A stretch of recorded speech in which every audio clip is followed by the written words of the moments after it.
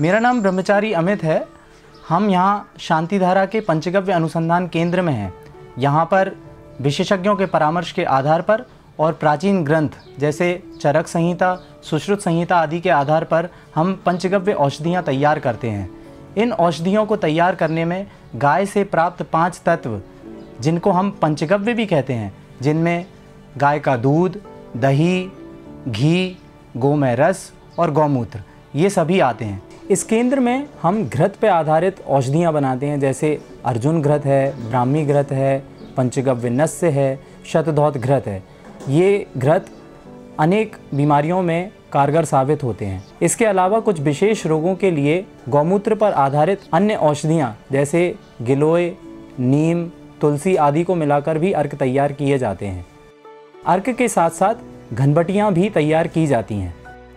इन औषधियों के अलावा हम कुछ प्रसाधन सामग्री भी बनाते हैं, जैसे गौमूत्र और गोबर पर आधारित यह लेप टिकिया है और यह केश लेप है, जो कि हम बाल धोने में शैम्पू की तरह उपयोग कर सकते हैं। पिछले 2 वर्षों में पंचगव्य औषधियों के सफल प्रयोग किए गए हैं और यह पाया गया है कि हज़ारों लोग इनसे लाभान्वित हुए हैं। चाहे कोई छोटी से छोटी बीमारी हो या माइग्रेन, सरदर्द, डायबिटीज़ जैसा असाध्य रोग ही क्यों ना हो, पर सभी प्रकार के रोगों में इन औषधियों से लोगों को लाभ मिले हैं। यह हमें संबल प्रदान करता है कि हम इन औषधियों के इन प्रयोगों को बड़े बृहद रूप पर ले जाएं और इसे जन जन तक पहुंचाएं। एक छोटा सा उदाहरण आपके सामने रखना चाहूँगा। अभी महीने 1.5 महीने पहले की बात है, मैं भोपाल में था। वहाँ पर हमारे यहाँ पर एक महिला आई, उन्होंने औषधियों की ओर देखा और जिज्ञासा के साथ पूछा कि बेटा ये क्या है।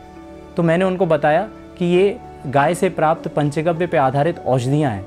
उन्होंने कुछ औषधियाँ खरीदी और वे घर चली गईं। अगले दिन उनका फ़ोन आया कि बेटा मैंने तुम्हें थैंक यू बोलने के लिए फ़ोन किया है। मैंने पूछा क्यों?